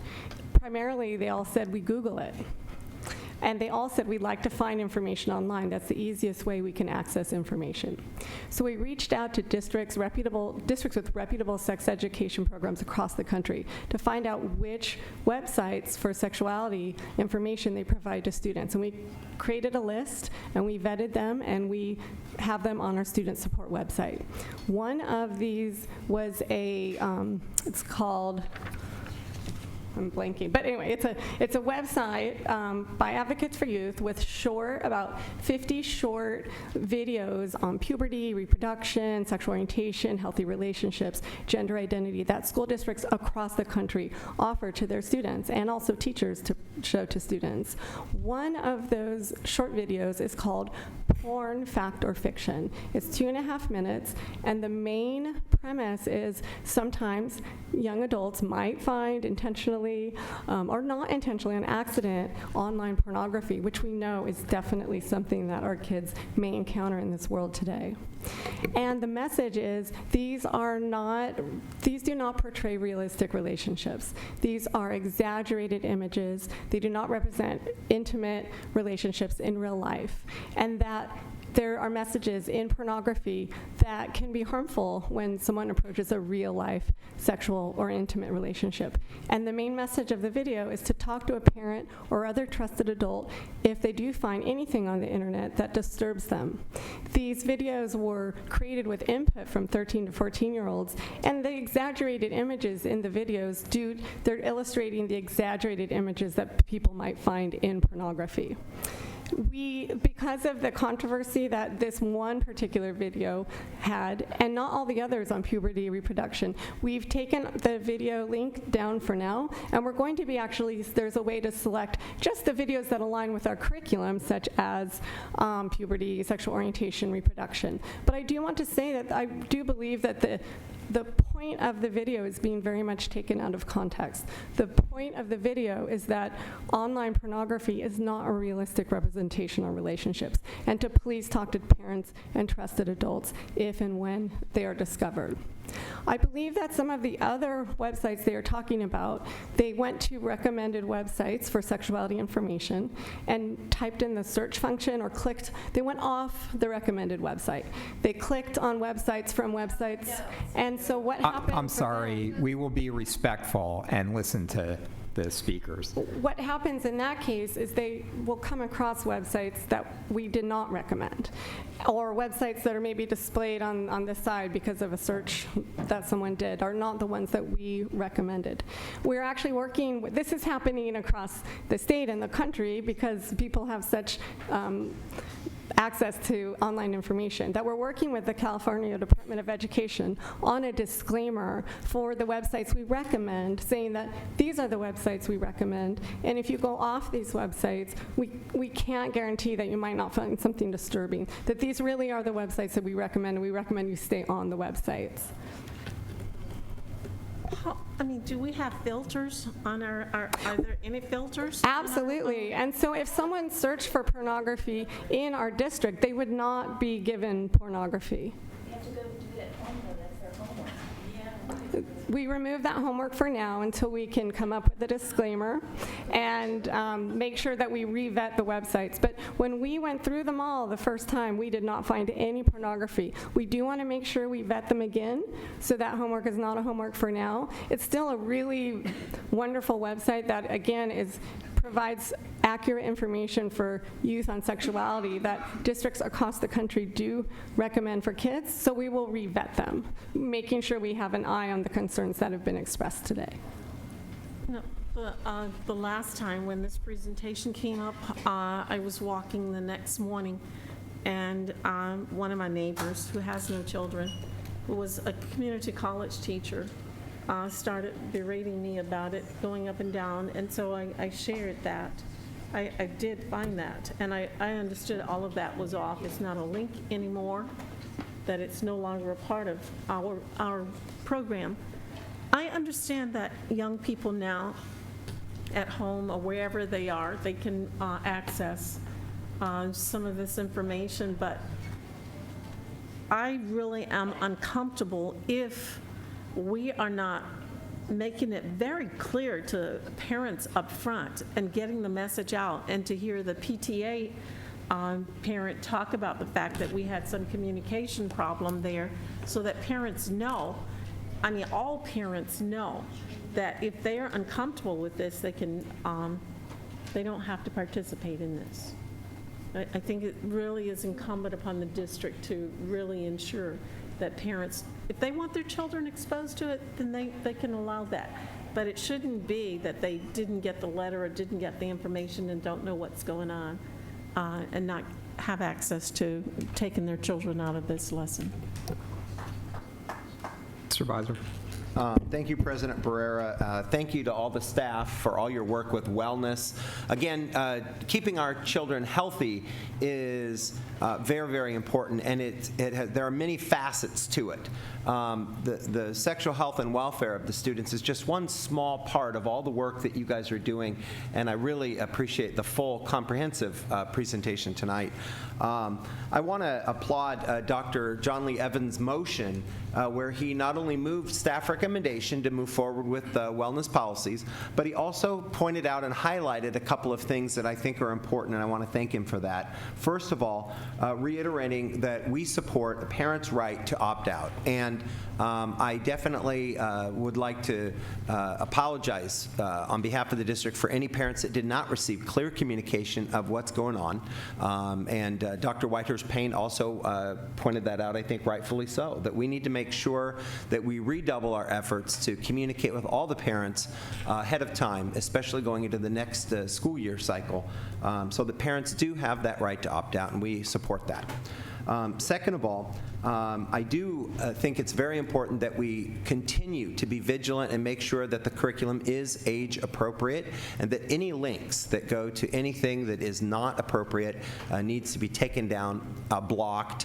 And I really appreciate the fact that the staff and the school district has responded quickly and promptly to take down any links or websites that are not appropriate, whether they be homework or in-classroom work.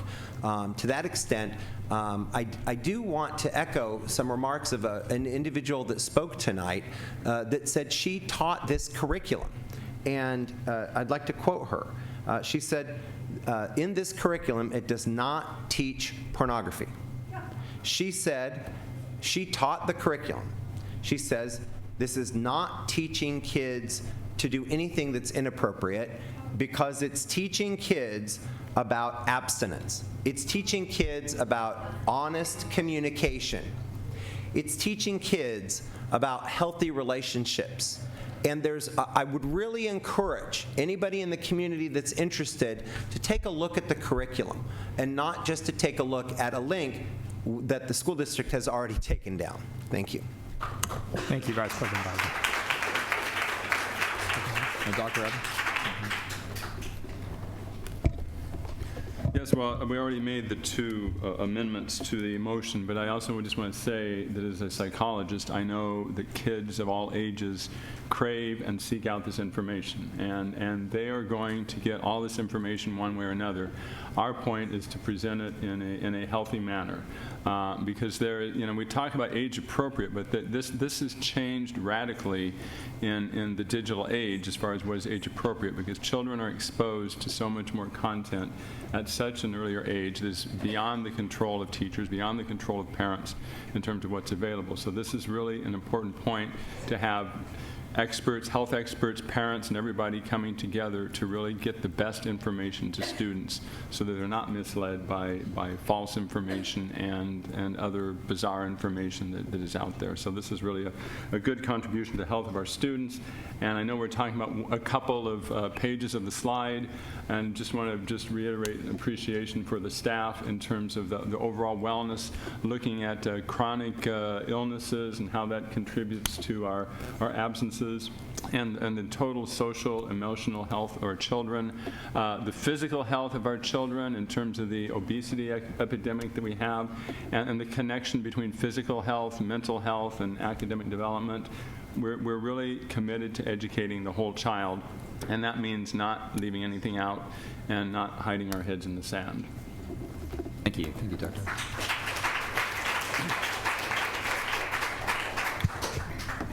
Thank you, John.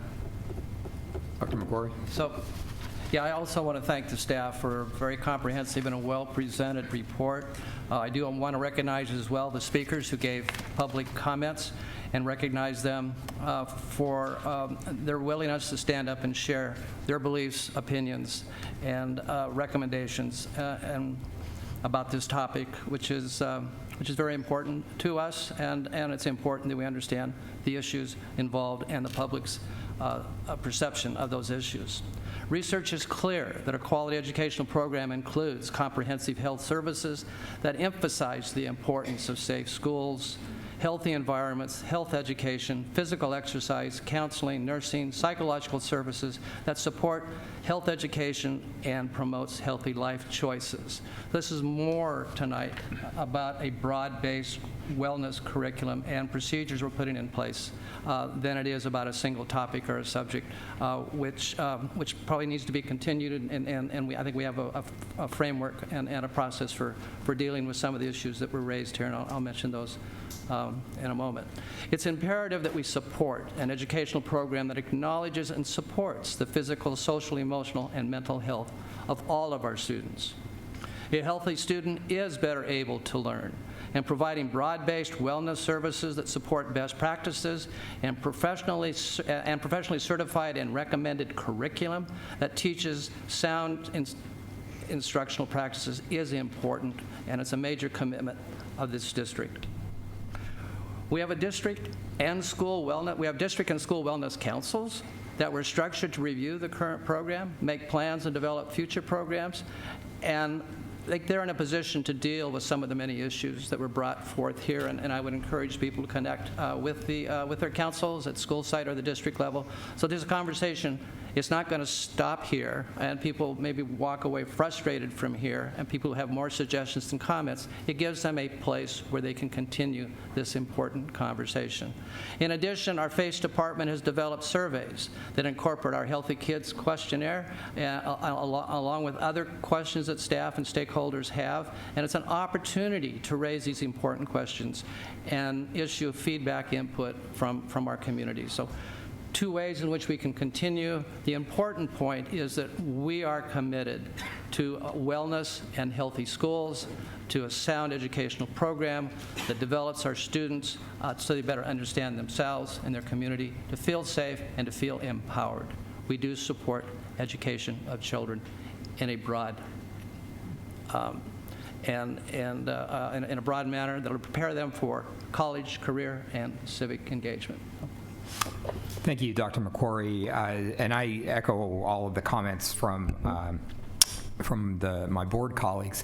I'd like to thank everybody who came out and spoke to us tonight. I'd like to, we always thank people who come and bring issues to our attention, but I would especially like to thank people who go beyond bringing issues to our attention and partner with us to actually help us deliver the kind of education our kids deserve. And I really want to commend the entire staff for your presentation. It reflects a comprehensive, understanding of wellness education, both for our students, and I appreciate the presentation on our staff as well. The work that we're doing to try to promote wellness with our staff. What I heard tonight from each one of your presentations, even though it's a broad range of issues, was kind of a set of guiding principles in the way that you go about your work. The first is you reach out to people in the community who have expertise and are committed to working with us to make this district work better. And so the community partnerships in all of these different areas that you were able to show us is really deep and exciting. You then approach your work with a great deal of integrity. You do your research. You know what's out there around the country in different areas and what the best practices are, and then you work with that information and with our community partners to tailor strategies that will be effective for our kids. And by doing so, you're equipping our kids with an incredibly critical part of their education, which is their physical, social, and emotional health. And it's a very clear understanding about how that relates to students' academic success. I think the purpose of an education of a young person is to equip that young person with an understanding of the world and an understanding of how we relate to each other that allows the next generation to move beyond where this generation is. And I think this work that you're doing is producing a generation of young people here in our own community that are going to be able to move forward and move beyond some of the areas that have frankly caused problems for people individually in our society and have certainly created problems for the way people relate to each other. So I think it's a deep and fundamental piece of a public education that you're leading, and we're proud of your work, and we thank you for your presentation, for your work up until this point. Yeah, Dr. Whitehurst. I want to commend the staff also on your work, because I like the wellness and nursing and all of that and things that you're doing. But I still want to know whether or not I'm hearing the commitment from the superintendent to double down so that parents will get this information. I just links are not there. Yes. Because I mean, I just think that parents, we need to make an extra step to ensure that we are not imposing our views about these issues on parents. And that, that we've got to somehow or another ensure that parents who are definitely against it can know, first of all, what is going on, and that they can then take necessary steps to deal with their children. Thank you, Dr. Whitehurst-Payne, for emphasizing that comment. We, too, are concerned that any parent would not have received a letter. We did move the opt-out link to a more prominent place on our website because we got feedback that people didn't know where that was, so we moved that. In addition, the schools are required to send out the letter when they start the curriculum, and it's done at different times during the year, so you can't do a district-wide call-out because it's all at different times. However, since schools are required to send the letter, we will add another checks and balance that the principals will verify that that letter has actually been sent home. It's required to be sent when they start it, so any parent that didn't get it, we're not sure why that would have happened, but we will add another check and balance in the future at principal certifying that the letter has been sent home and send that back to the leadership. They're not sending it to the kids, via the kids. The parents are getting the direct communication. To make sure the parents get the direct communication. Yeah, there'd be like a text message, email blast, robocall home. Yeah. And there is a requirement for principals to host a curriculum review and an opt-out meeting as well. We have a motion and a second. Any further comment? If not, please vote. Thank you. Okay, we will now move on to item E2. Thank you to Michelle and your entire team for being here tonight.